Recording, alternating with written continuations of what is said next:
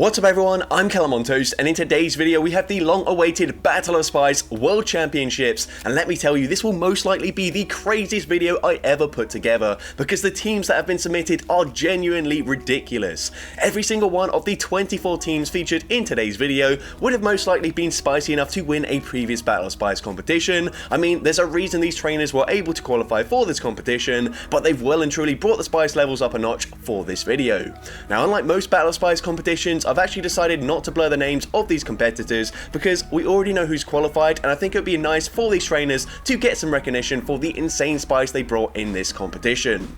And that does also mean that for most trainers, you can see the ELO range of their battles, and I want to clarify when it comes to voting for the spiciest team, ELO is not the primary factor. So it doesn't matter if the battle's in the 3500 ELO range or the 1800s, it's the team you should be voting for primarily. But if you are struggling to decide between two teams which you consider to be equally as spicy, that's when you take into account other factors like ELO, the team of the opponent, and how entertaining the battle was. Now, before we get into the question of the day, I want to give a massive thank you to everyone that's been involved in the Battle of Spice competitions, from those of you that have qualified for the World Championships in this video, to those of you that haven't quite made it but have submitted battles in previous competitions, to those of you that have voted in the polls to crown a winner from a previous competition, and those of you that have watched any of the previous Battle of Spice videos. All of you have helped contribute to the most entertaining GBL series on YouTube, so thank you for everyone for being involved. Also, I want to give a massive thank you to Mello1508, Cutlass Boy 68, X Boston, DC, Colin L, and Mr. Big Flu for their huge donations and gifted memberships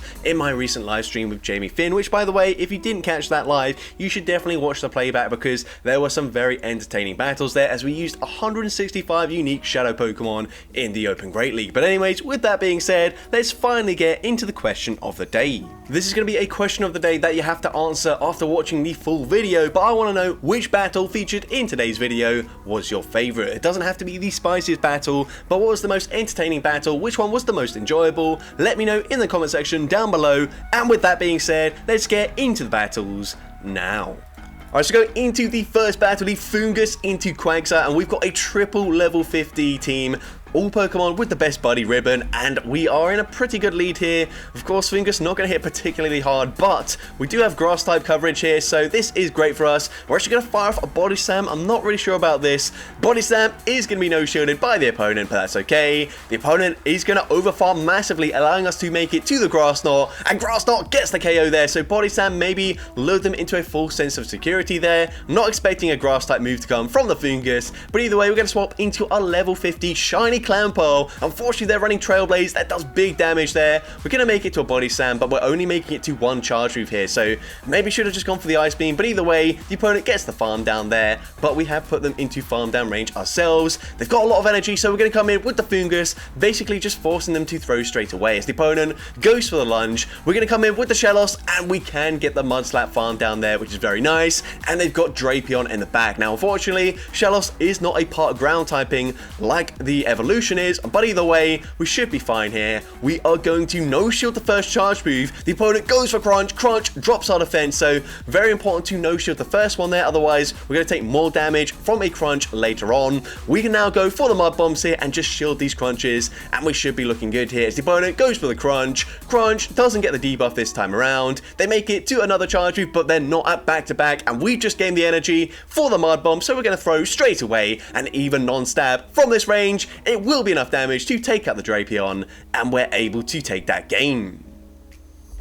Into the next battle, we got a 900 CP Shadow Makuhita here into Altaria. That is level 50, by the way. An insane investment. I assume probably going to be a Hariyama eventually, but either way, even a level 50 Shadow Hariyama isn't a great pick for any league.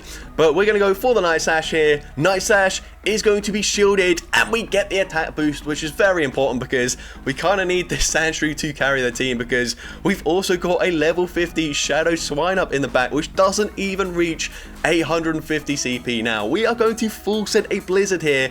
I don't really agree with this just because they've got Altaria in the back. They're going to be protecting their other Pokemon. So we go for the Blizzard. Massive waste of energy there as it does get shielded, unfortunately. It's also resisted, but it would do a lot of damage because we are boosted. Either way, we go for the Night Slash, and now we're swapping into our Makuhita. Now, we are going to shield this up as they go for the Hydro Cannon, and the opponent's going to stay in with their Feraligatr, and hopefully we've just put them into range where we can farm down with resisted Powder Snow damage. Coming in with the Swine Up, and they're going to swap into the Altaria here. We can make it to the Icy Wind. This is going to hit for double super effective damage. Icy Wind gets the one shot up against an Altaria in the Great League, and we get the resisted Powder Snow farm down to take out Feraligatr, and we're able to take that game. Into the next game, we've got the triple Kanto evolutions here with Flareon leading into Togekiss. They're going to swap into Landorus, so we respond with our Vaporeon and going to no-shield the first charge move here. The opponent goes for Sandsear Storm, going to be dropping our attack, which is a bit unfortunate, but we can just go and fire off the Aquatel here. Aquatel is going to grab a shield from the opponent. Now, they've already made it to a second Sandsear Storm, so going to no-shield once again, getting us deep into the red health range, but we are just barely able to make it to the Aquatel. Aquatel is going to be no-shielded. The opponent going for a Mudshot farm down, but we actually get the Water Gun farm down instead, maintaining alignment and getting a shield advantage out of that matchup as well, which is very nice. Going to come back in with the Flareon, going to fire off a Flamethrower. Flamethrower gets no-shielded, so we swap into our Jolteon, and they've got a Power Kit in the back, but you can see we are running Zap Cannon, and we are full sending it here. No baits. We go for the Zap Cannon, and Zap Cannon does not get respected. We get the Volt Switch farm down. They come back in with the Togekiss. We can come in with the Flareon, get the Fire Spin farm down, and we're able to take that game. In today's battle, we got Amora into a Shadow Gligar, so a great lead matchup for us. The opponent's going to say swap into Annihilate, and we're just going to fire off a Thunderbolt straight away before swapping out here, just because we want to basically guarantee alignment here. We come in with the Galarian Slowpoke, gonna shield this, respect the damage from a Shadow Ball. It's actually just a Night Slash bait there, but either way, they only make it to one charge move, so should have just gone for the Shadow Ball there. We can just no-shield this as they go for Aerial Ace. Galarian Slowpoke, fairly bulky here. Unfortunately, it is not a part Water-type Pokemon, so Surf not gonna hit for stab damage, but we grab a shield anyways, and at this point, probably just gonna let this next move go through. The opponent goes for the Aerial Ace, taking out the Slowpoke, but that's okay. We're going to wait out Switch Slot come in with the Amora, and they come in with a Victory Bell, so going to bank a Weather Ball, and then swapping into a Shundo level 50 Jangmo-O. What a flex this Pokemon is, by the way.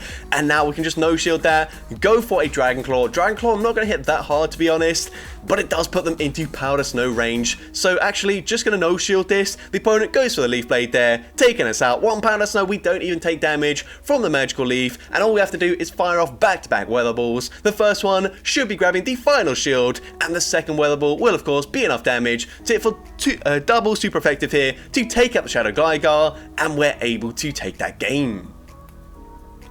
So going into the next battle, we've got a triple Shadow team here, leading Pidgeotto, which is a level 50 Pokemon, again into the Talonflame. So we're going to swap into Archon, go for the Ancient Power, and get the boost, which is very nice. And when I ran Shadow Archon, I found like almost every other time I threw Ancient Power, I was getting a boost. So can relate to this. Hitting for huge damage now up against the Medicham. Unfortunately, they do just barely get that counter farm down there, but we put them into basically 1 or 2 wing attack farm down range for the Pidgeotto. Gonna no-shield this as they go for the Ice Punch, but that's okay. We can just get that wing attack farm down. If they come back in with Talonflame, we're gonna swap into our Shadow Onix, and this is just gonna be a resisted charge move, so gonna no-shield Onix. Even in the Shadow form, even though it only gets to 1200 CP, is still very bulky, and they come in with a Sableye. Now we're going to fire off the Sand Tomb here. Sand Tomb is going to be no-shielded by the opponent. I think we probably should have just gone for the Rock Side there. But either way, going to no-shield. They go for Foul Play. That actually doesn't KO, but it doesn't really matter. We can come in with the Pidgeotto here, and all we have to do is farm up 2 back-to-back Aerial Aces. We should be able to outpace them to a second Foul Play here. So firing off the first one, they're definitely not at a Foul Play at this moment in time. So we're going to fire off the second Aerial Ace, and of course, from this range, this will be enough damage to take out the Sableye, and we're able to take that game. Into the next game, another triple level 50 team here with Shadow Cacnea into Lantern. So this is a good matchup for us. We're actually going to go for a Brick Break straight away here. So Brick Break, bit of a risky bait, but we do grab the shield from the Lantern, which is very nice. We are going to no shield. They just go for a Surf, and Surf, even though that is resisted damage, that still does a lot of damage to the Cacnea. But speaking of a lot of damage, Grass Knot gets the KO after we drop their defense with the Brick Break. And we're going to go for another Brick Break here. Could have made it to the Grass Knot, but either way, I don't think it matters too much here, as the opponent will get a huge Poison Sting farm down. But that's okay.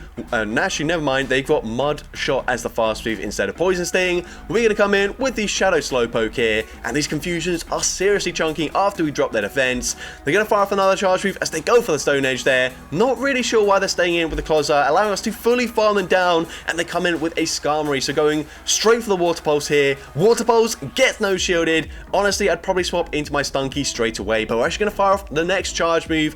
This should be grabbing the shield here, but yeah, eventually we do have to swap out there because the opponent just committing to a full Steel Wing farm down. Get a no shield, they go for the Brave Bird there, but they're firing off another charge move. They don't need to do this. I think they could just go for the Steel Wing farm down, but instead, because they throw another Brave Bird, we're able to get the resisted Confusion farm down to take that game.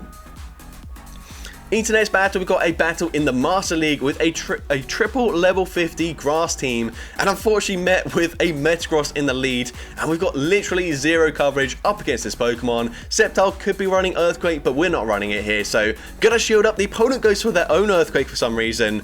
That's resisted damage. I literally have no clue why they do that whatsoever. But either way, gonna fire off another Frenzy Plant, grabbing a shield this time around here. Opponent probably realizing that, yep, we are very weak to this Metagross. We do land the next Frenzy Plant, which is nice, and at this point we kind of have to let the Sceptile go through, or sorry, go down there. They do actually go for the Meteor Mash this time, so very interesting plays from the opponent, and likewise swapping into a Kyogre up against a Venusaur. Very strange. We go for the Frenzy Plant there. The opponent is committing to something other than a Surf, and they don't get there in time. And now they've got Garchomp in the bag. So just all round really weird plays from the opponent. We can now come in with the Abomasnow, and we can hit for huge double super effective damage here. Going for the Weather Ball straight away. Weather Ball is going to get them very low. It puts them into farm down range for either Pokemon actually, so just gonna no shield this. The opponent goes for the Earth Power. They do get the Dragon Tail farm down there, but we come in with the Venusaur, we get the farm down, and we're going for a Sludge 1BN. This is double resisted by the Steel typing. It actually doesn't get the KO there. They make it to a last second charge move, but either way, this is game over. We can shield this up. They go for the Meteor Mash, we get the farm down with Divine Whip damage, and we're able to take that game. Into next game, we've got a level 50 Spinarak in the lead, which another Pokemon that only reaches like 900 CP. Insane investments here. But either way, we're going to fire off a Cross Poison. And by the way, I believe this trainer is only level 39, so they can power up a Pokemon 10 levels above their own level. So they've powered up to level 49, and then they have the best buddy equipped. So it is level 50, but that's insane. The amount of grinding, considering they are only level 39, is pretty crazy here. We're going to come in with a shiny Bow Butterfree. Probably going to no shield. Actually, no, never mind. We probably should be. No, never mind. We are going to no shield both charge moves there. And we know that they've got a Lantern there, but we're going to go for the Bug Buzz. Bug Buzz is going to do big damage into Lantern, and the opponent does no shield that, but it's going to be pretty tricky to take out this Lantern right now. We come in with Larvesta, and the opponent is going to massively overfarm. You can see we tried to make the catch there. Unfortunately, just barely not able to do so, as the Switch Clock not coming up in time. We can double shield here. Probably going to have to make a catch, but nope, never mind. The opponent's going to swap into their Wigglytuff, and now this is a win condition for us. We go for the Flame Charge, grabbing the shield, boosting up our attack, making it to another Flame Charge, and Flame Charge is going to hit very hard right now, coming from Larvesta. Flame Charge gets the KO, and at this point, we can just Ember farm down the Lantern, so the opponent can seize the match there. Into the next battle, we've got a triple kitty theme team here.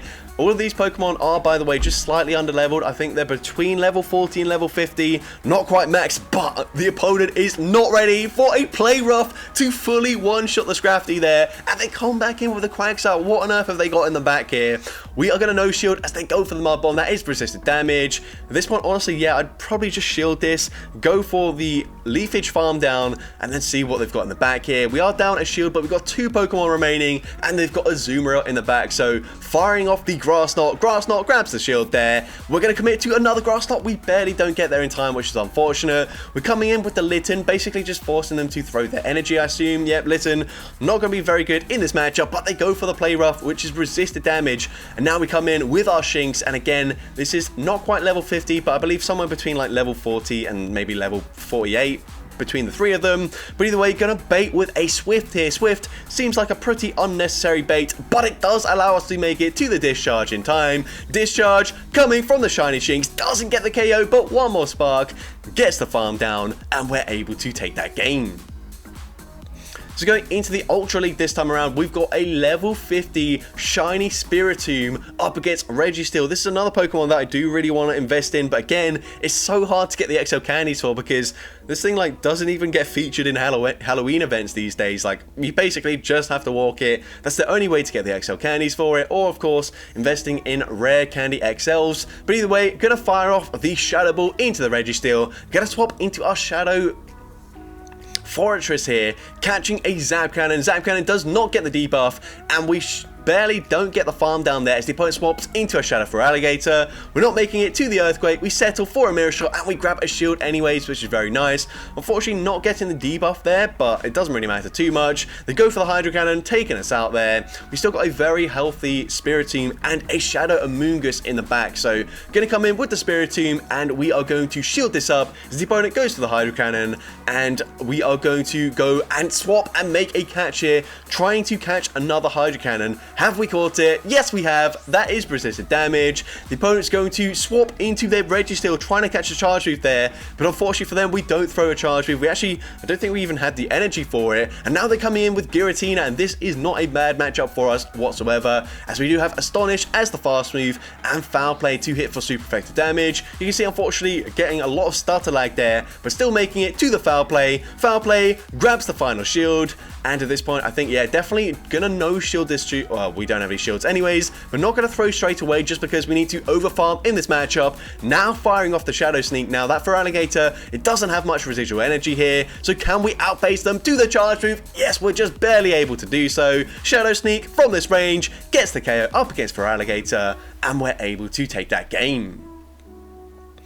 Into the next battle, another triple level 50 team here with Shadow Machop into a Goodra. So we are going to fire off the charge move straight away. Don't have a clue what charge move we're throwing here, but either way, we are going to be no shielded. Probably a Brick Break, I believe, because that did drop their defense. We're now going to come in with a Shadow Lileep, and they come in with Skarmory. This is not good for us whatsoever. Skarmory, kind of a core breaker to the team, but either way, firing off the Ancient Power, not dealing much damage here, and I really like this play actually, basically just forcing the opponent to throw their energy, not wanting to take another hit, because otherwise, if they farmed us down there, I think it's just game over straight away, because there's nothing we can do up against the Skarmory. But now we can go for the Cross Chop, dealing huge damage there, and putting them into range where actually Golett can just come in and Mud Slap farm them down. Despite it being resisted damage, we do get the farm down there. They're going to come back in with the Goodra, and they do just barely outpace us to the charge move, so definitely going to be shielding up the Aqua Tail here. At this point, we can commit to a full Mud Slap farm down, getting the farm down, and they've got a Lantern in the back, and this is huge for us because,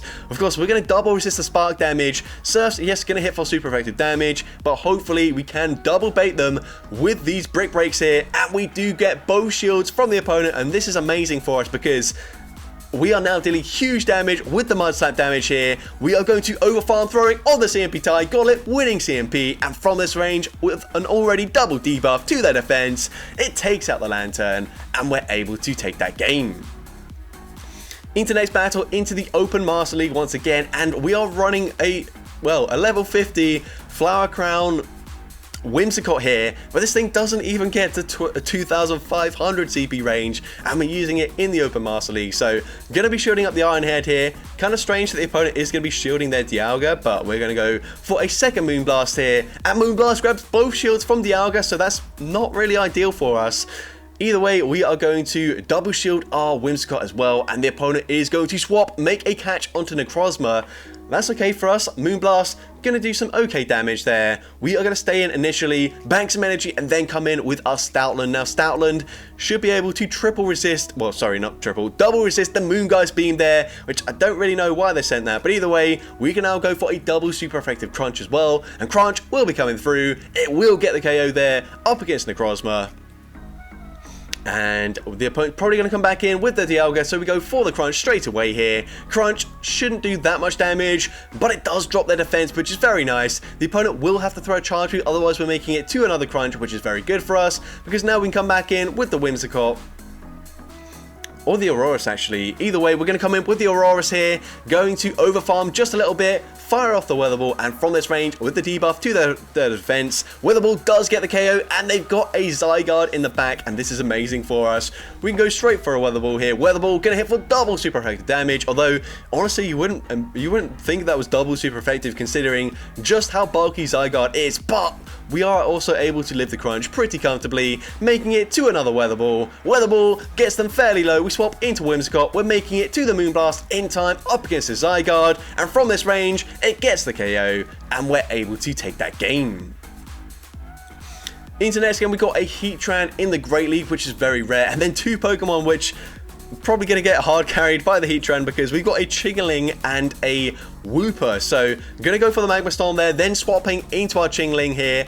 Going to probably have to shield this up. Nope, going to no shield. Aerial Ace does big damage there. They swap into a Licky here. Just going straight for the Side Shock. Side Shock doesn't do an awful lot of damage there. I mean, Chingling, not the best matchup for it anyways, but we are going to come in with the Heatran. Going to no shield this. Everything they can throw is going to be resisted, but the Lick damage will add up over time to the point where actually Body Slam will put us into Lick farm down range. So going to shield the next Body Slam there. Going to overfarm, going for 2 Fire Spins, then throwing the Charge Move. Magma Storm gets the KO there. And let's see what the opponent wants to do. They're going to come back in with the Shadow Gligar. We're firing off another Magma Storm here. Magma Storm is going to grab that shield from the opponent, and then we swap and we catch the Charge Move onto our Wooper. Although Wooper only reaching 700 CP-ish, so we're definitely going to shield that. And they come in with a Metal Claw Shadow Empoleon. What on earth? I saw the elo for this battle. This was already like 2,500 elo range, so what on earth is the opponent doing running this fast move? I mean, it will be getting a buff next season, and if it gets a +2 energy buff there, then actually Metal Claw could be very strong next season. But right now, it's not a very good charge move. You definitely want to run Steel Wing. But either way, gonna go for Magma Storm, taking out Empoleon, getting the Fire Spin farm down there, taking out the Gligar, and we're able to take that game. Into next battle, back to the Master League, and we got a triple level 50 Shadow Ice team here with Lapras, Weavile, and Alolan Sandslash. So gonna fire off the Foul Play here. Foul Play grabs the shield, and we are definitely gonna shield in return. As the opponent goes for the Sunsteel Strike, that would definitely one-shot a Weavile. I mean, even if it was non-super effective, it would probably one-shot us anyways. We're going to go for a Foul Play, getting the KO there, and the opponent's going to come back in with their Palkia. We should definitely go for Avalanche here, as it does do a lot more damage than Foul Play in neutral situations. But either way, Foul Play does some decent damage there. They do get the Dragon Breath farm down, but that's okay. Going to come in with our Shadow Alolan Sandslash, and we can just tank this. Alcatel not going to do too much damage. They can't go for the... Well, actually, never mind. They can go for the Spatial Rend there, but it is resisted damage. Excuse me there. We land the Ice Punch, and we get the full Ice Shard farm down. They come back in with the Palkia. We're going to go for a bait here, but, I mean, it's not really a bait. It's just some chip damage. If they no-shield it, they do call that, but it doesn't really matter. At this point, we can just no-shield this. The opponent does go for the Spatial Rend, once again getting the KO, but either way, we get the Shadow Claw farm down, taking out the Palkia, and we're able to take that game. Into next game, another triple level 50 team here with the baby forms of some Dragon-type Pokemon here. Oh, that is very unfortunate. The Fracture does... Oh, sorry, not even Fracture. The Axew doesn't even make it to a charge move. We're coming in with Dino, and this is just going to be a Grass Knot, so we can actually tank that. So that's fine with us. We are going to no-shield the next charge move, as the opponent, once again, just going to go for the Grass Knot there.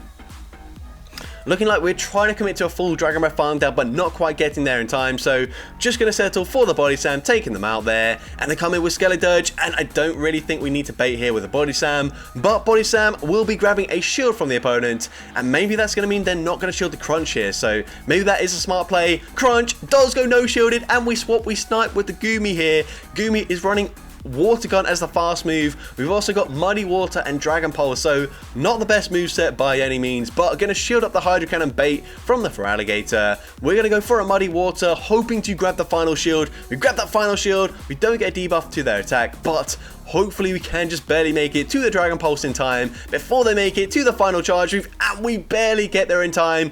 Does this KO from this range? Dragon Pulse coming through, gets the KO up against the Shadow for Alligator, and we're able to take that game. Into next battle, another triple level 50 team. I mean, there are some insanely spicy teams here. Another Dino featured actually, so back-to-back battles, we're going to see Dino. So if you are a Dino fan, then, well, lucky you. But either way, going to fire off the Crunch this time around. Crunch, not going to do too much damage there. Doesn't get the defense drop either, but they're going to come in with a Bubble Seismitoad. So fine with us, we are resisting the fast move damage. Going to go for the Body Slam here. Body Slam grabs the shield. And at this point, probably just going to let this go through. Nope, going to shield up the Earth Power here.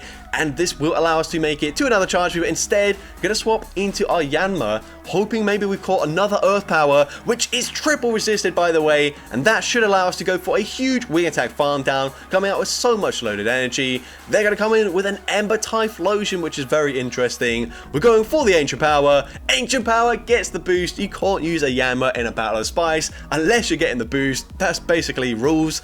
And now we are going to no shield this. The opponent really unnecessarily throwing a charge move there. Fine with us though. As we can come in with our level 50... No, never mind. We're not even coming in with it yet. We're going to go and fire off a charge move with the Dino. Probably going to grab the final shield from the opponent. And then come in with our level 50 Galarian Zigzagoon, which barely reaches, like, doesn't even reach 600 CP. But we're going to fire off a Body Slam here. Body Slam probably won't get the KO from this range, and it doesn't get the KO, just barely missing out. They make it to a charge move, but Zigzagoon is actually fairly bulky for a 500 CP Pokemon, and we're able to get the tackle farm down to take that game. Into next battle, we see Poipole into a Shadow Swampert. So honestly, this is not a particularly good lead, but we're going to fire off a Fell Stinger straight away. Now, Fell Stinger, if the opponent does know, it's not going to hit particularly hard, but we are going to probably no shield this as the opponent goes for the Hydro Cannon, and we actually lived that. I did not expect that. Poipole, sneaky bulky there. Gonna go for the Fell Stinger. Once again, no shielded, but they're gonna swap into a Licky Tongue. Now, I've used Pancham in the past, and I have to say, it's a pretty awful Pokemon, but this trainer is actually running a fighting type charge move there, so definitely going to be a lot better in this matchup because we can hit for super effective damage. They go for the Body Slam there, and they are just barely able to outpace us before we make it to a second low sweep. So they're going to go for Body Slam number 2. We come in with our Rock Throw Geodude, and the opponent tries to commit to a Power Whip. They're not getting there in time, so we get a huge farm down. They come back in with the Shadow Swampert, and at this point, they will be making it to back-to-back charge moves here, so we kind of just have to hope that they've got something like a Talonflame in the back here. They go for the Hydro Cannon, and there it is the Talonflame. These Rock Throws absolutely chunking. We get the full farm down before they even make it to a charge move, and we're able to resist it Rock Throw, farm down the Swampert to take that game. Now into the next battle, and this is looking pretty interesting, running basically Pawniard and 2 sacrificial swaps, but I did mention that I want to see Pokemon fully powered up, so this trainer's decided, you know what, I'm going to level 50 a Feebas and a Magikarp just to use them as sacrificial swaps, which, respect to that because that's insane. But either way, we are going to shield this up here. Pretty interesting pick from the opponent as well there, running the Grass Wormadam here. But either way, gonna fire off the charge move. Night Slash from this range should be enough damage to get the KO, and we do get the KO. They're also running very underleveled Pokemon, so I mean, I don't have a clue what elo this is at, but it must be pretty low. But either way, gonna get the Fury Cutter farm down. We're now gonna fire off the Iron Head up against the Mandibuzz. I do kind of want to see the Feebas and Magikarp in action though, so I'm hoping we do see them do something in this battle, but we kind of need to shield this up. Despite it being resisted, Dark Pulse probably would get the KO from that range. You're gonna go and fire off the Iron Head here, but Iron Head is gonna be undercharged just so we can come in with our Feebas, and Feebas will force the opponent to throw their energy from this range. The opponent goes for the Dark Pulse, taking out the Feebas, which is also best buddied, by the way. We're going to come in with the Magikarp, and we're running, I believe this is Splash as the fast move, and we get the farm down with Splash, which deals 1 damage, or even like 0 damage, but technically it does 1 damage because everything does 1 damage. But anyways, able to take out Mandibuzz with a Magikarp, which is insane. But into the next battle, we're going to see a shiny Rockruff. Again, another triple level 50 team here, going for the Scorching Sands, and that does huge damage from Shadow Trapping. Trapinch. Shadow Trapinch, insanely attack weighted. We're going to shield up the rock side here, get the Mudshot farm down, and they come in with a Giratina. Do they know about the Crunch coverage? We're just throwing it straight away. Crunch does huge damage. It puts them possibly into farm down range, but we are also very low. So going to fire off the Crunch here. Crunch will be taking out the Giratina, and we're going to swap straight away into our Rockruff, and we are going to go for a Trailblaze. We throw on very bad timing there, so I understand why we wanted to throw, just because we can ramp up our attack here. But either way, I think we just shield this up here. The rock throw will go through, and then they make it to a second charge, but that's fine. We put them into a range where we can come in with our Phantom, get the Astonish farm down, taking out the Skeledirge, and we're able to take that game. Now into the next battle, we've got a triple floating bulls theme team, and I'm not talking about Carswarm looking like it's got a pair of bulls hanging below it. Like, no, I'm not talking about that. I'm talking about just the general bull shape of these three Pokemon. So we're going to go and fire off the charge move, going for the Hurricane, dealing some decent damage up against Cresselia. We already know we can tank another charge move as the opponent goes for another Grass Knot there, and we're going to swap into our Igglybuff here. So Igglybuff, again, another Pokemon barely reaching like 600 CP. But they go for the Grass Knot, we barely hang on, and we make it to a Wild Charge in time. Now, Wild Charge is non-stab. Wild Charge still gets the KO up against Cresselia, and they come in with Feraligatr. Now, we're very low on the Cast Form, but we will double resist the Shadow Claw damage. So, gonna come in with the Cast Form here, gonna fire off a Rock Weather Ball, grabbing a shield from the opponent, and already making it to a second Weather Ball. So Weather Ball number 2 gets no shielded. The opponent is then going to swap, trying to make the catch there, but they swap into Gligar, and we've got a Vanillite here, so going to shield up the dig. We can now overfarm quite a bit, go for the Icy Wind, and Icy Wind, of course, from this range, going to hit for double super effective damage. It easily takes out the Gligar. They do outpace us to the charge move here, but that's okay, as we still got a little bit of health on our Cast Form. So we're going to fire off the Weather Ball once again. Weather Ball grabs the final shield, and we just barely make it to another Weather Ball in time. And Weather Ball will be enough damage to take out Shadow Feraligatr, and we're able to take that game.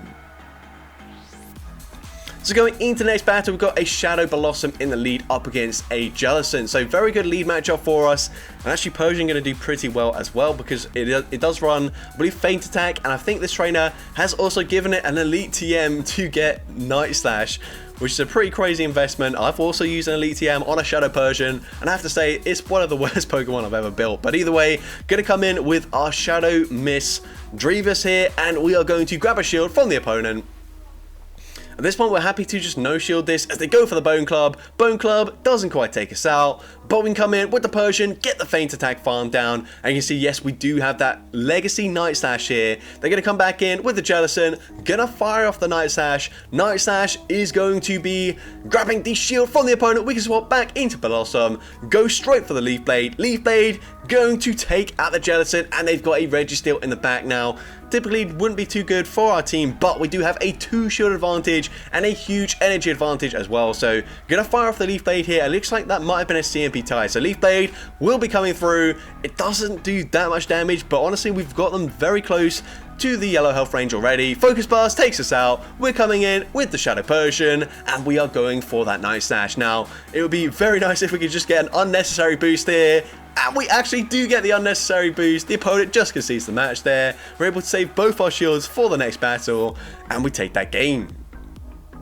Into next battle, another triple level 50 team here with Magby in the lead. Actually, this might be slightly underleveled, I'm not sure. Kind of depends on the IVs, but because I do believe it does reach about 1500 CP.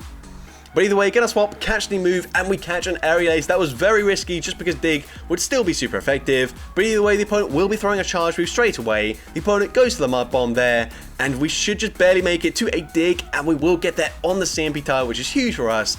Dig will be coming through, grabbing a shield from the opponent. Now, this is still very awkward for us. We're going to come in with a Purified Rattata. We're going to probably have to shield this up. I don't think it's very bulky at all, but we do shield that up. We do have Dig once again on the Rattata this time around, so we're going to fire it off here. Dig will be coming through. It doesn't actually KO, so we swap into Magby, and we get the Ember Snipe, which is very nice. They come back in with the Shadow, well, the Shiny Shadow Gligar here. We have no shields remaining, so they take us out, but we can come in, get the quick attack farm down, and they've got a Shadow Charizard in the back, and the only win condition is if they don't respect the Rattata, we go for the return, and that one-shots the Charizard. Are you kidding me? How did Charizard just get one-shot by a tiny rat? That is ridiculous. Into next battle, and yes, that's a Wigglytuff, but this is the Ultra League, so it is definitely a Spice pick. Not even reaching 2,200 CP. We come in with another XL Pokemon that is a normal typing in Perugly, and we go for Thunder, and we've seen back-to-back one-shots up against Charizard. Unfortunately, Charizard just can't catch a break right now. They're going to come in with their Swampert, go for the Hydro Cannon, winning CMP up against Perugly, but that's okay. Going to come in with yet another level 50 normal type Pokemon for the Ultra League, and at this point we are going to probably start using our shields. Nope, never mind, they full send an Earthquake as well, but we can go for a Triple Axle here. Triple Axle will be boosting up our attack, which is very nice. Unfortunately, it doesn't do much damage there, and then we swap onto our Wigglytuff there, catching the charge move. We are finally going to start using our shields as they go for the Earthquake, and we can go for a full Charm Farm Down, and they come in with an Alolan Sand Slash, but this is the thing I really hate about Wigglytuff here. This should be a good matchup for the Sand Slash, but of course, the fast moves are double resisted, and we can just go for these Icy Winds, and despite the fact that they're double resisted as well, it's going to put them pretty low here. We don't have to shield anything from the Sand Slash, as Ice Punch not doing that much damage. We're going to make it to another Icy Wind, double debuff in their attack. As well, the Lopunny does have double kick, I believe, as the fast move, so going to hit for double super effective damage here. Going to no shield once again as they go for another Ice Punch, taking out the Wigglytuff, but we're going straight for a Triple Axle, so once again going for a double resisted charge move here, but grabbing the final shield. And at this point, we can just safely shield this up. I don't believe they're at back-to-back charge moves, and even if they were, I think double debuffed, an Ice Punch probably wouldn't take us out there, but the double kick gets the KO, and we're able to take that game. Now, into the final battle of this video, we are seeing a repeat team here. I mean, this trainer specifically hasn't used this team, but we have seen the full Lake Guardians in a battle before, but this is definitely a different trainer. Unfortunately, this Uxie is going to be single moved. It's very expensive, and also they are regional Pokemon, so if they don't spawn in your region, it's very difficult to get the candies to double move these Pokemon. But either way, you're going to go for the Thunder there, and the opponent is going to shield that up. We're just going to let the Uxie go down here, as they could have just farmed us down, to be honest. But either way, going to come in with the Mesprit, get the Confusion farm down. And they come back in with the Annihilate, so I think we definitely shield this up, and they throw on very poor timing, so we get a full Confusion in for free. We're not quite going to get the full farm down there, so we do settle for a Swift. Swift is double resisted, but from that range it does get the KO, and they're going to come in with a Water Gun Lantern, so we're going to fire off the Swift once again. Swift hopefully grabs a shield. It does grab that final shield, so we swap into our Azelf. I forgot what this thing was called for a second there, and we are actually going to go for a Fire Blast, I believe this is. Fire Blast is resisted damage, but it does huge damage either way, and we get the Confusion farm down to take that game. So that's going to be it for today's video. If you did enjoy it, please make sure you leave a like, leave a comment letting me know, and as well, don't forget to respond to the question of the day if you haven't done so already. And if you want to see more content like this in the future, make sure you hit that subscribe button and turn on post notifications. That way you'll be notified whenever I upload a new video. And if you want to take your support even further, you can now become a channel member with perks including early access to new videos, shoutouts at the end of each video, custom loyalty badges, and custom emojis to use in the comments. I want to say a massive thank you to everyone that has already become a channel member. Your support is greatly appreciated, and with that being said, thank you all so much for watching today's video, and I hope you have a great rest of your day.